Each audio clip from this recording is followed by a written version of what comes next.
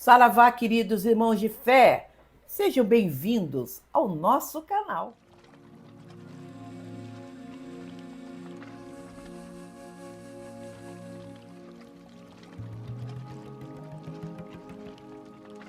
Permitam que eu comece cantando um pontinho. Deu meia-noite, a lua se escondeu, lá na encruzilhada, dando a sua gargalhada, tranca-rua apareceu. Como tem ponto falando de meia-noite, não tem?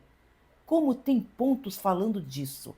Vamos conversar hoje com vocês sobre o mistério dentro da Umbanda, as horas grandes, as horas fechadas.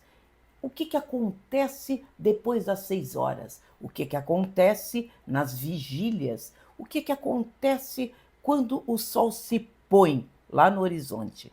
É hoje que vocês vão conhecer e vão saber muito bem o que se trata tudo isso. Nós achamos muito estranho aqueles Exus, às vezes, que aparecem em pleno olho do sol, ou seja, ao meio-dia. Estão na rua, com o sol a pico, a pino sobre a cabeça.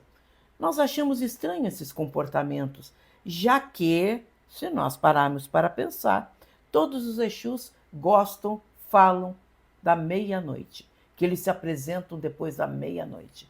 Nós vamos estudar sobre isso hoje. Todas as religiões, todas as culturas, todas as literaturas do mundo falam da meia-noite. São os vampiros que, durante a noite, voam e no primeiro raio de sol se dissolvem. São os lobisomens que viram à meia-noite, na lua cheia, correm, fazem estrepulias e depois, quando amanhece o dia, retornam à forma humana. Nós temos dezenas, centenas de personagens, não só da literatura, mas da cultura popular de vários países, de vários tempos, de vários países e procedências, que são a mesma coisa. E eu tenho o seguinte pensamento, não sei vocês, mas eu tenho o seguinte pensamento: quando muita gente fala a mesma coisa, tem um fundamento, tem uma história. E é bom a gente parar para ouvir, porque muitas vezes a gente aprende muita coisa nisso aí. No vídeo 27, há 5 anos atrás, aqui no nosso canal, numa outra linguagem, é fato, eu falei muito sobre o que acontecia de dia, como o Sol agia na atmosfera, o que acontecia num trovão, o que acontecia à noite. E muitas das pessoas não viram o nosso vídeo, por isso nós vamos deixar aqui embaixo, na descrição, o link desse vídeo para que você possa assistir. Ele está, como eu falei, em outra linguagem, eram outros tempos, mas ali tem bastante fundamento. O que acontece durante o dia? Vamos parar para pensar. Em todo o mundo, em todas as culturas, como eu falei, fala-se que amanhã é o momento do renascimento. Muitas culturas, inclusive do Antigo Egito, viam o próprio nascer do sol como se fosse a própria reencarnação, o próprio retorno à vida. Era um símbolo da vida eterna, porque o sol nascia, andava por toda a abóbada celeste, morria no horizonte, fazia uma volta pelo mundo dos mortos e renascia. Então era um ciclo infindável de vida. Num hino muito lindo, um hino de Aton, de Akhenaton, um dos faraós do Egito, muito lindo mesmo, fala da alegria que a manhã causa na natureza, que tudo saltita, tudo resplandece de alegria, de vida. Os peixes saltam no mar, as aves voam no céu, todo lugar recomeça a vida pela manhã. O que acontece quando o sol nasce? O sol é a principal fonte de energia e de vida na Terra. Se nós não tivéssemos o sol sobre nós, não haveria planta, não haveria nós, não haveria nada. Simplesmente não haveria vida aqui na Terra. O sol, quando ele sobe, quando ele começa a iluminar os céus, começa um processo chamado ionização do ar. O que é? Os elétrons, a energia elétrica da atmosfera começa a se agitar. Quando chega ao meio-dia, está a pino esse tipo de energia. É um tipo de energia muito forte que acontece. Depois ela começa a enfraquecer à tarde. A tarde é um período neutro. Não é um período nem de nascer, nem de morrer. É um período neutro, de continuação de vida. Mas depois de uma certa hora, às 6 horas especialmente, começa o sol a baixar no horizonte. Começa a enfraquecer essa ionização. Os raios de sol, os raios de luz começam a sumir. E a atmosfera começa a mudar. E mudar mesmo, energeticamente.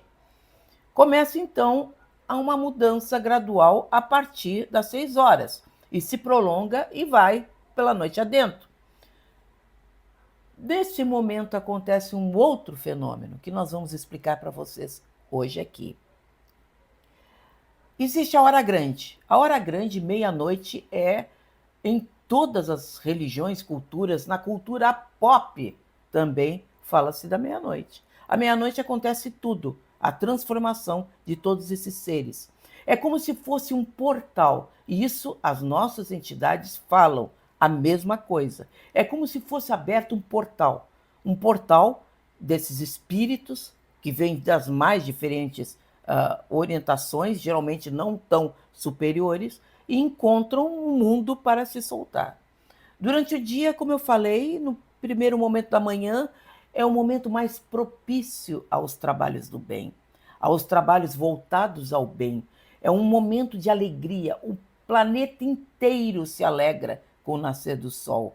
A egrégora, e vocês imaginam a energia, desde o peixinho dentro d'água a nós aqui humanos, o que deve ser a energia de alegria, de vida, de vitalidade que se espalha pelo mundo. Momento de fazer trabalhos voltados ao bem. Por isso que muitos trabalhos são indicados pelas nossas entidades para serem feitos nos primeiros momentos do dia, inclusive a coleta das ervas do Amaci. Existe um tempo para isso. Existe um tempo, bem no início da manhã, bem quando começam os primeiros raios de sol, até um determinado horário que você pode coletar essas ervas para serem colocadas no Amaci. Essas indicações espirituais que nos mostram que alguma coisa acontece. E quando, como eu falei, muitos falam, prestem atenção. À noite, o que acontece? Nós falamos da hora grande. O que acontece depois da meia-noite? É justamente o contrário. Como eu falei, começa a haver a invasão de espiritualidade inferior, porque eles não encontram mais a ionização no ar. A ionização no ar, ela é determinante para que esses espíritos não saiam para a rua, não venham ao encontro das pessoas. Inclusive se fala muitas vezes em obras de outras doutrinas que esses espíritos se escondem em furnas. Vocês já ouviram falar em fundos de caverna, esses espíritos imperfeitos, que nós não podemos, inclusive os espíritos nos indicam, que nós não devemos, não podemos ter peças, salas da nossa casa fechadas por muito tempo. Devemos sempre estar com as janelas abertas, permitir que a luz solar entre, que a luz, o ar, o vento entre, para que não se crie esse tipo de presença espiritual dentro de sua casa. Eles gostam, eles se alimentam, eles vivem disso. E uma das coisas que eles mais necessitam é o ectoplasma. Compreender o ectoplasma é uma das coisas mais importantes em qualquer tipo de espiritualidade, em qualquer tipo de mediunismo. No século XIX, Charles Richer, que foi prêmio Nobel, esse cientista, foi que falou sobre o ectoplasma, que todas as formas vivas, eles exalam essa energia, uma energia mista entre o espiritual e entre o material. E esses espíritos imperfeitos costumam absorver essas energias para si, porque eles necessitam, porque eles são espíritos enfraquecidos. É a famosa história aquela do vampiro da noite. O que ele faz? O vampiro, o espírito vampirizante, sai quando? À noite. Quando? Não tem ionização do ar. Ele vai ao encontro de suas vítimas. As suas vítimas estão ali paradas. O que ele faz? Ele vai ali e absorve esse tipo de ectoplasma das pessoas. Por isso que é tão importante a prece, principalmente a prece noturna, a prece da meia-noite, a prece quando você vai dormir. Ela é tão importante. A meia-noite é a hora grande, é a hora, por sua vez, que se abrem os portais e os nossos Exus vão para a rua. Porque os nossos Exus, justamente por trabalharem muito no campo material, eles trabalham com o ectoplasma. É justamente a matéria-prima com a qual eles lidam. Então, eles necessitam desse ectoplasma para curar as pessoas, para desmanchar enfeitiçamentos, para limpar ambientes. Eles precisam disso. E onde é que eles coletam? Qual uma das fontes de maior exudação de ectoplasma que tem no planeta? Na decomposição dos corpos, nos cemitérios. Ali está lotado de ectoplasma e ali vão. Por isso que os médiuns clarividentes, os médiuns que enxergam espíritos, falam: eu não vou no cemitério de noite, eu vejo um monte de vulto, eu tenho medo. É instintivo isso, porque eles percebem a presença espiritual ali. E realmente também a noite favorece outras coisas. É um momento que justamente esses espíritos imperfeitos atuam na humanidade. É o momento das promessas, é o momento, às vezes, das combinações de crimes que acontecem, são à noite. É um momento espiritualmente bem complicado. A partir da meia-noite é dado o sinal para nós. Trabalhos voltados para o bem encerram-se. Então, os trabalhos da Umbanda tradicional, de caboclo, preto velho, acabou ali. Meia-noite acabou. Mas a partir da meia-noite começam os nossos Exus, que são entidades valorosas, poderosas, que lidam para desmanchar esse tipo de enfeitiçamento negativo. A meia-noite, então, seria esse grande momento, esse portal. Por isso que tanto as pessoas falam. Existe também um outro período, nós falamos, que seriam as horas fechadas. As horas fechadas seriam aquelas horas que falta 15 minutos antes e 15 minutos depois. Quando você começa a chegar perto da meia-noite, já não trabalhe mais. Encerre os trabalhos espirituais voltados ao bem, a caboclo preto velho. Encerre ali. Mas teria outras horas que seriam sempre de 6 em 6 horas. Meio-dia, meia-noite, 6 horas da tarde, 6 horas da manhã. Também são horas de virada energética que exige que a gente não trabalhe nesses momentos voltados ao bem. Então, vocês vejam que coisa incrível como é essa história toda. E eu duvido que vocês já tenham ouvido falar sobre luz solar, sobre noite, como nós estamos explicando para vocês. Por isso que é estranho você ver Exus que necessitam trabalhar justamente com ectoplasma, porque é a matéria-prima que eles lidam para justamente fazer seus trabalhos, atuando em pleno meio-dia, debaixo do sol, queimando a cabeça debaixo do sol. Não tem explicação.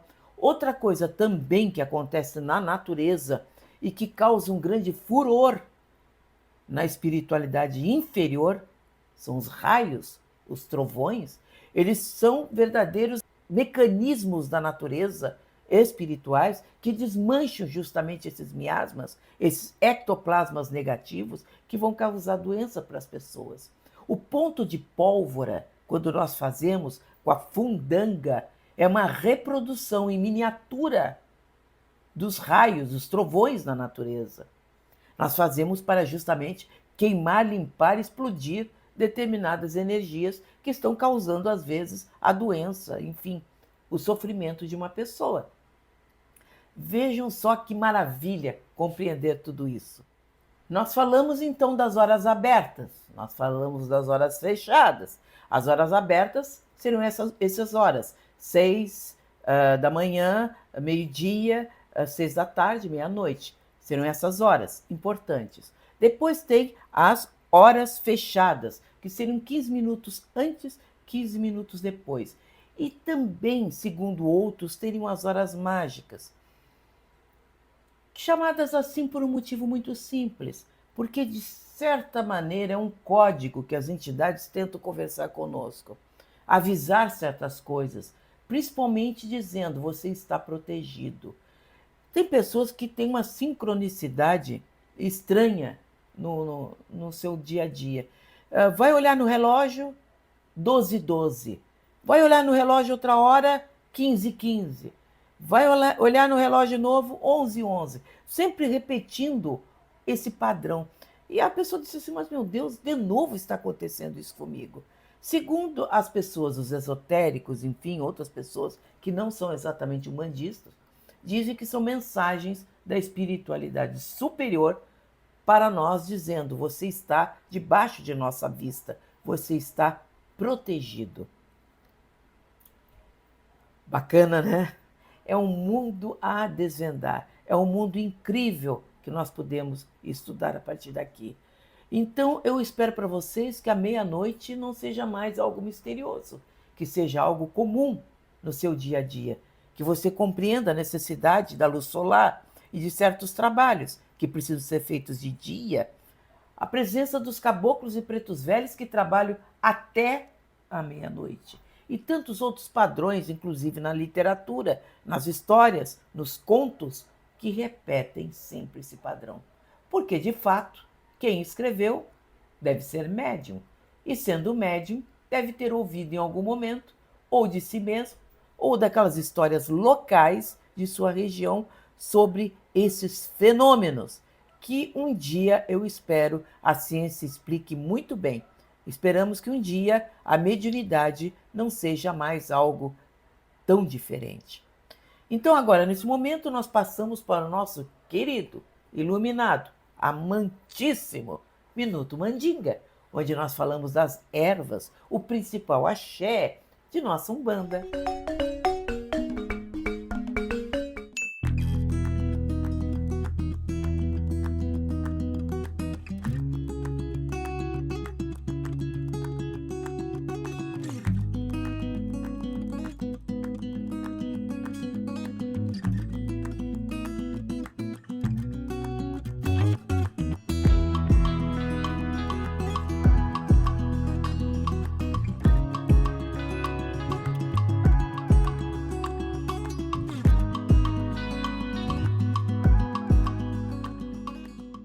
Gostou?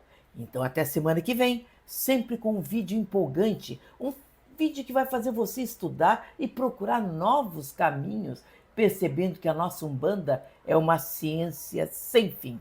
Então, até lá!